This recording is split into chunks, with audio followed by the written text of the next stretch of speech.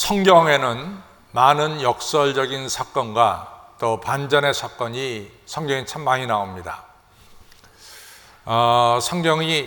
그래서 성경을 읽으면서 우리는 쉽게 결과를 볼 수는 없습니다. 하나님께서 역사하시는 것은 우리가 생각하는 것과는 좀 다르게 역설적으로 또는 반전의 역사를 우리 하나님께서 행하시는 것을 우리가 성경에서 볼 수 있죠. 그 중에 이제 대표적인 것이 우리가 사무엘상 17장에 나오는 다윗과 골리앗의 싸움이 아닐까 이리 생각합니다. 누가 보더라도 골리앗이 이기는 거죠. 다윗과 골리앗은 객관적으로 비교해 볼 때 절대로 다윗이 골리앗을 이길 수 있는 그런 조건은 없었습니다. 그러나 우리가 아는 대로 하나님의 이름으로 나간 어린 다윗이 육적 장수 골리앗을 이기는 이런 역설적인 사건, 사람들이 생각하는 다르게 다윗이 이기는 이런 결과가 나오죠. 또 저는 이제 성경을 좀 읽으면서 성경 말씀을 이해하기 시작했을 때 제가 성경 말씀을 보고 충격을 받은 것 중에 하나가 열왕기하 6장에 나오는 내용입니다. 열왕기하 6장의 내용은 뭐냐면은 사마리아 성이 북이스라엘 수도인 사마리아 성이 지금의 시리아, 옛날에는 성경에는 아람 군대라고 그랬죠. 아람 군대에게 포위돼 가지고 성 안에 식량이 공급이 안 되는 거예요. 근데 그 사무엘하 6장을 이 열왕기하 6장을 읽어 보면은 뭐가 나오냐면은 성 안에 음식이 없으니까 그 엄마들이 어제는 너희 아이를 잡아먹고 오늘은 내 아이를 잡아먹고 뭐 이러면서 자기가 낳은 아기를 잡아먹는 이런 끔찍하고도 엄청난 이야기가 열왕기하 6장에 나옵니다. 저는 사실은 그 전에 성경을 의미 없이 무작정 읽을 때는 그 성경의 의미를 모르고 읽었지만은 제가 성경을 읽으면서 그 의미를 알기 시작할 때는 저는 열왕기하 6장을 읽을 때 충격받았습니다. 어떻게 어머니가 자기가 낳은 자식을 삶아 먹을 수 있을까?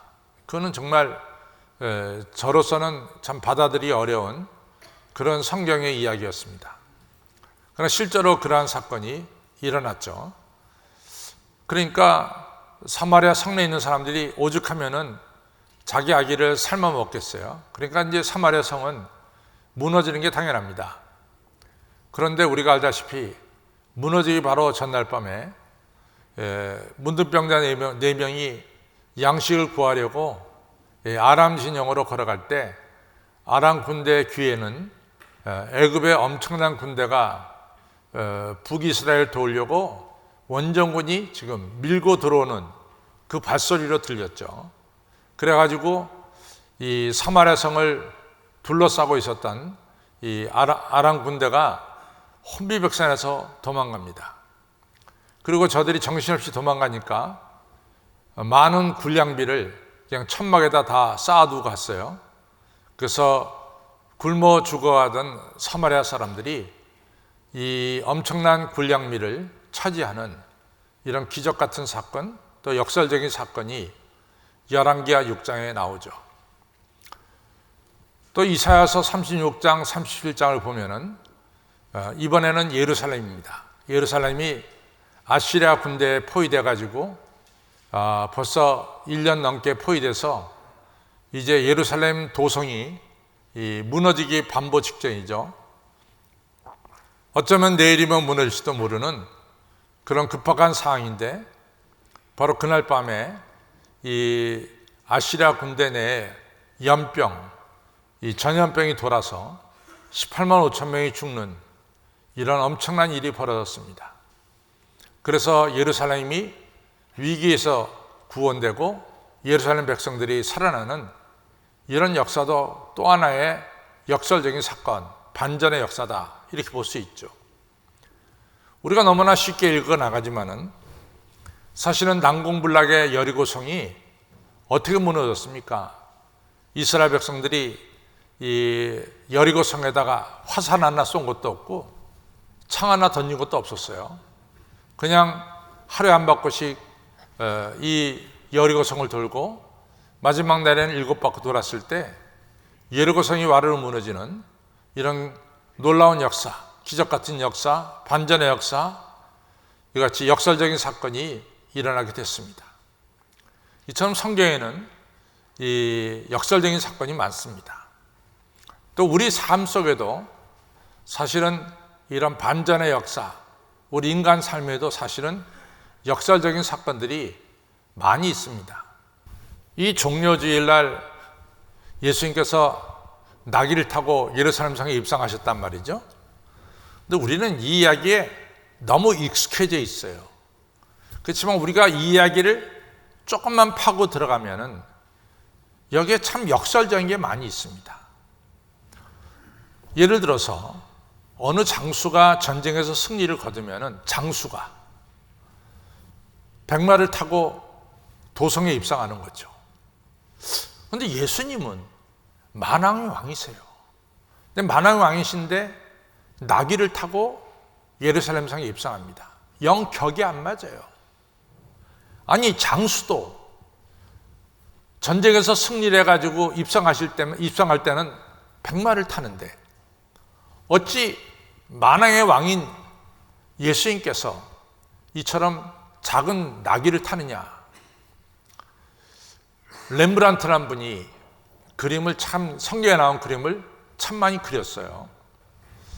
근데 렘브란트가 나귀를 타고 예루살렘 성에 입성하신 그림을 보면은 뭐 이렇게 쉽게 볼 수 있지만 렘브란트가 강조한 게 있어요.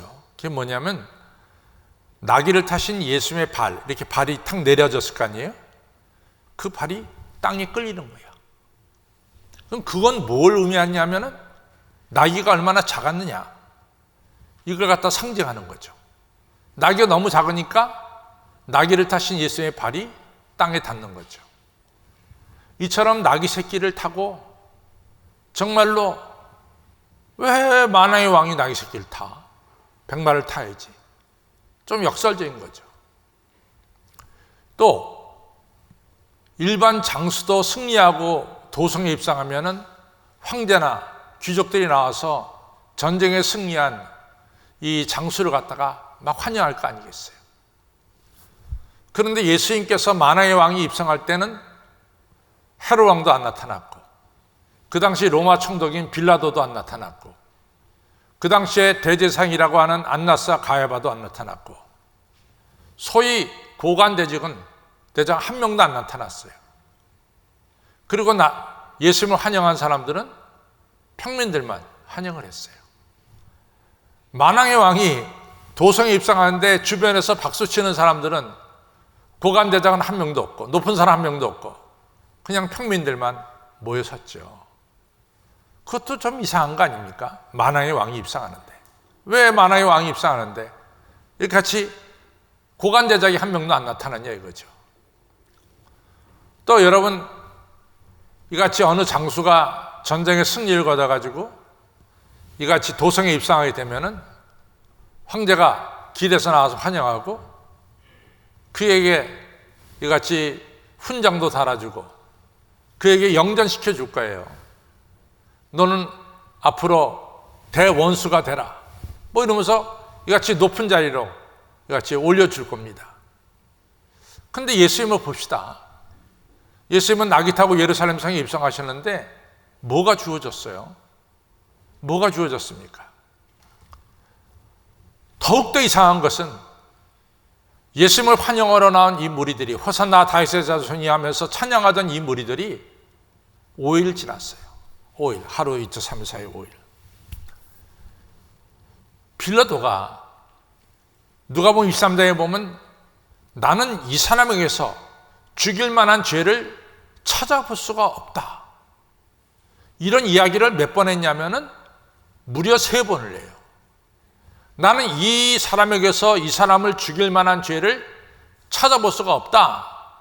이걸 갖다가 한 번도 아니고 2번도 아니고 3번이나 합니다.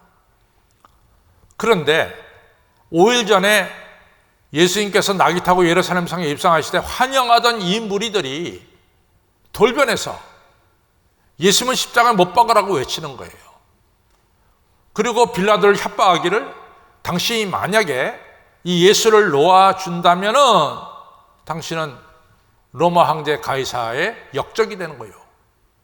이러면서 빌라도를 갖다 협박하면서 예수를 십자가에 달려 죽이라고 외쳐요. 아니 5일 전에 환영하던 무리들이 5일 뒤에 돌변해서 예수님을 죽이라고 외치는 거죠. 이 상황도 우리로 볼 때는 쉽게 납득할 수 없는 이런 상황이죠. 예수님은 이렇게 해서 이제 십자가에 달리시게 되죠. 만왕의 왕이신 예수님께서 낙이 타신 사건, 그것도 이해할 수가 없고, 만왕의 왕이 입성하는데 어떻게 대제사장과 소위 종교 지도자들도 안 나타나고 그 지역을 다스리던 빌라도와 헤롯 왕도 어찌 안 나타나느냐 이거죠. 너무나 이상한 광경이죠. 예수님을 찬양하던 무리들이 왜 5일 뒤에 예수님을 십자가에 못 박으라고 돌변해서 예수님을 갖다 십자가에 못 박게 만드는가? 이것도 쉽게 납득할 수가 없는 정말 종료주일의 역설적인 사건들이죠. 제가 오늘 성경을 조금 더 읽었어요. 그럼 뭐냐면은 예수님께서 예루살렘 성에 입성하셔가지고 예루살렘을 보시면서 우는 사건입니다. 성경에 예수님이 2번 우셨죠. 요한복음 11장에 죽은 나사로 무덤 앞에서 우셨고, 오늘 누가복음 19장에 예루살렘 보시면서 예수님이 우신 사건이에요. 아니, 만왕의 왕으로 예루살렘 성에 입성하신 분은 그날 저녁에 잔치를 벌여야지. 다 불러 모아서 잔치를 벌여서 기쁨의 잔치, 정말 축배의 잔치, 이런 잔치가 열려야죠. 그런데 잔치 대신에 예수님은 웃고 즐기는 그러한 것이 아니라 예루살렘을 보면서 슬피 우는 거죠. 예수님은 2가지를 말합니다. 예루살렘아, 예루살렘아, 너희는 공고받은 나를 너희들이 잃어버렸다. 하나님의 아들 예수님이 자기 땅에 오며 자기 백성이 영접지 않았어요. 예루살렘에 오며 예루살렘 백성들이 예수님을 영접지 않았습니다. 예수님을 영접하면 축복받는데 예수님을 영접하지 못하는 거예요. 예수님을 거부하는 거예요. 축복을 갖다가 내 발로 차버리는 거죠. 이걸 보고 마음이 아팠어요. 또 하나 마음이 아픈 것은 장차 예루살렘이 하나님의 심판을 받아서 저들이 고통당하고 죽임당하고 돌 하나 돌이도 남기지 않고 저들이 예루살렘 성이 무너지는 걸 보면서 예수님 너무 가슴이 아팠죠. 예수님이 우시는 거죠. 이러한 예수님은 한마디로 말해서 예루살렘 사람들을 너무너무 사랑하는 사랑의 아픔이고 사랑의 눈물입니다. 종료주일에 예수님은 눈물을 흘리셨습니다. 사랑의 눈물을 흘리셨죠. 만왕의 왕으로 입성하신 분이 기쁨의 잔치, 이런 잔치가 아니라 눈물을 흘리시는 우리 예수님을 또한 볼 수가 있습니다. 이 코린토라고 하는 분이 십자가에 달리신 예수님을 참 많은 화가들이 그렸어요. 많은 화가들이. 근데 저는 코린토가 그린 그림이 굉장히 사실적이라고 생각합니다. 여러분들 2000년 전에 십자가에 달리신 사람들이 옷을 걸쳤을까요? 안 걸쳤을까요? 정직하게 한번 봅시다. 그림들은 거의 다 옷이 걸쳤어요. 근데 2000년 전에 정말로 십자가에 달린 분들의 달리신 분들이 옷을 걸쳤을까요? 안 걸쳤을까요? 여러분들 포로로 끌려갈 때 벌거벗겨서 끌고 갑니다. 포로들. 그렇기 때문에 포로들을 갖다가 쉽게 식별할 수가 있어요. 벌거벗은 건 포로야. 도망가지 못해. 벌거벗었으니까. 근데 포로들도 벌거벗겨서 보내는데 십자가에 달리신 분들을 달린 사람들을 갖다가 옷을 입혔겠냐 말이지. 근데 이제 대개 화가들이 어떻게 예수님을 벌거벗은 예수님을 그릴 수가 있어요? 못 그리지, 화가들이. 근데 이 코린토는 벌거벗은 예수님을 그렸어요. 근데 우리는 보통 이렇게 달린 예수님을 그리는데 이 코린토가 그린 이 십자가에 달리신 예수님은 너무 고통스러워서 다리를 꼴 수밖에 없는, 아파가지고 말이죠. 이렇게 하면서 고통 속에 있는 예수님을 그린 거야. 고통 속에 있는 예수님. 너무 고통스러우니까. 고통스럽잖아요. 손발에 못이 박히고. 그러니까 너무 고통스러우니까 몸을 그냥 펼쳐 일으킬 수가 없어. 고통스러운 우리가 몸을 움츠르듯이 꼬부라뜨린 거야. 근데 그 밑에 있는 사람들의 그 모습을 보면은 너무 좋다고 웃는 거야. 이 예수님을 보면. 예수님은 고통스러워서 몸을 구부리시는데 이 밑에 있는 사람들은 그러한 예수님 보고 좋다고 웃고 있는 거예요. 예수님을 가해하면서 이 가해자의 기쁨과 즐거움을 나타내고 있는 거죠. 참으로 그 그림은 보기가 어려운 그림이에요. 우리가 그냥 보기에. 첫째는 예수님의 벌거벗은 모습도 보기가 어렵고, 그것도 차마 두 눈 뜨고, 그건 일생에 한 번 보면은 그 다음부터는 안 보는 그림이에요. 왜? 너무 리얼하게 그림을 그려서, 사실적으로 그림을 그려서 더 이상 두 번을 보기를 꺼릴 수밖에 없는 그림이 그런 그림이죠. 예수님을 조롱하면서 기뻐하는, 그런데 예수님을 가해하면서 즐거워하는 그들에게 예수님 뭐라 하냐? 예수님 하나님께 기도하기를, 하나님 저들의 죄를 용서하여 주소서. 피해자가 가해자를 용서하는 사건이 바로 십자가에서 일어났어요. 피해자가 가해자를 용서하는 사건이 바로 십자가에서 일어났습니다. 그런데요, 가해자가 자기 잘못을 깨닫고 피해자한테 용서를 빌어야지. 그게 원칙 아닙니까? 가해자가 자기 잘못을 깨닫고 죄 없는 피해자에게 내가 잘못했습니다, 용서를 구해야죠. 그런데 십자가는 그 반대가 일어나서 가해자가 아직도 킥대고 좋아서 웃고 조롱하고 하는 그런 시간에 피해를 당하고 있는 예수님이 아버지와 저들의 죄를 용서해달라고 용서를 빌고 있어요. 이게 우리가 쉽게 이해할 수 없는 이런 역설적인 사건이고, 우리가 쉽게 이해할 수 없는 이런 상황이죠.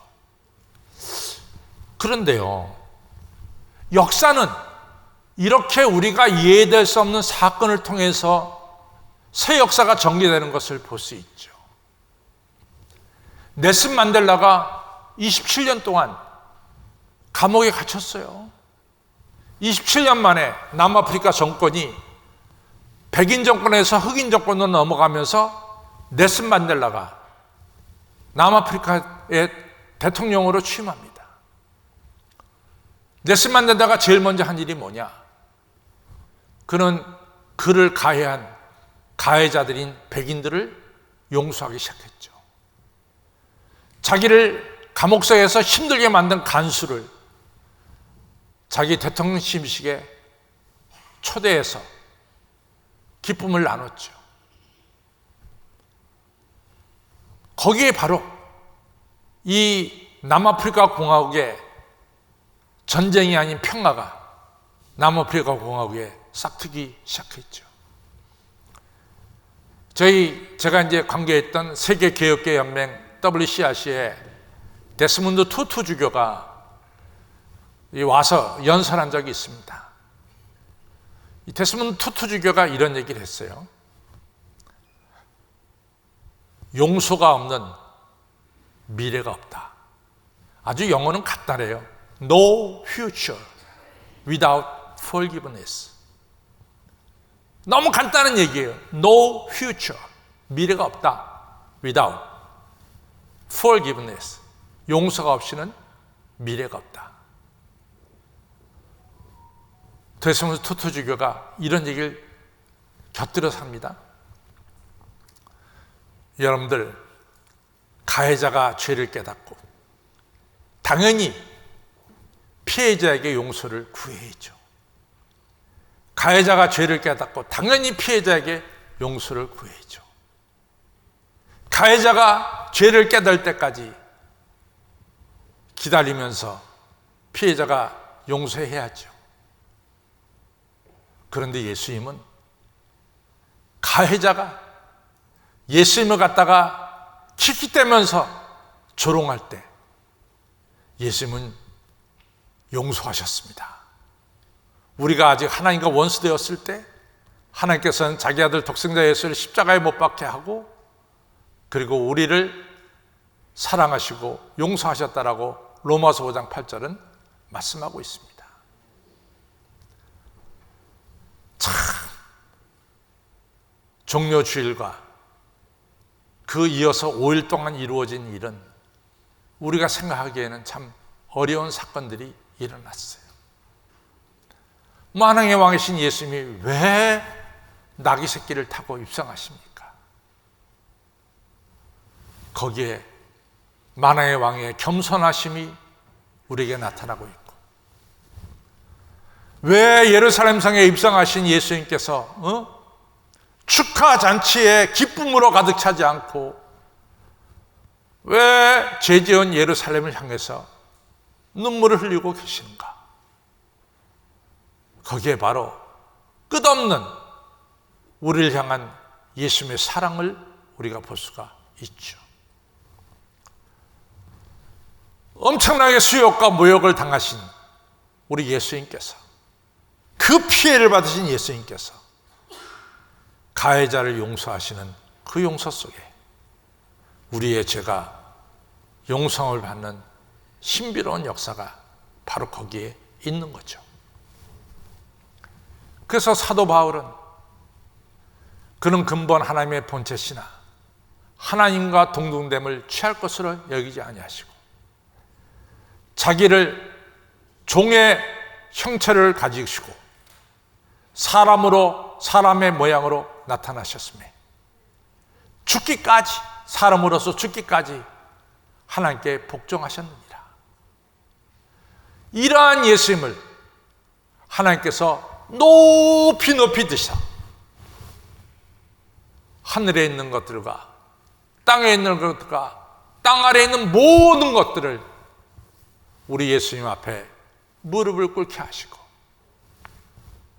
바로 이 예수님을 구주로 믿어 하나님의 영광을 드러내셨느니라. 이것이 사도 바울의 신앙 고백이죠. 여러분, 종료주일은 역설의 사건이 많이 일어났어요. 근데 겸손하면은 높아지고 사랑하면은 축복을 받고 용서하면은 내 죄가 용서받는 신비로운 역사가 바로 겸손과 사랑과 용서 속에 들어있음을 우리는 종료주일에 발견할 수가 있는 거죠. 사랑하는 성도 여러분, 나귀 타고 예루살렘 성에 입성하신 예수님을 보면서 겸손하시길 바랍니다. 예루살렘 보면서 우시는 예수님 보면서 그 우리를 향한 하나님의 사랑을 느끼시기를 바랍니다. 피해자이신 예수님께서 가해자를 용서하시는 그 용서 속에서 내 죄가 용서 안 받고 나도 남을 용서하는 사람이 되시기를 다짐하시기를 바랍니다. 이것이 종료주일에 주는 하나님의 은혜요, 또 하나님께서 우리에게 가르쳐 주신 중요한 가르침입니다.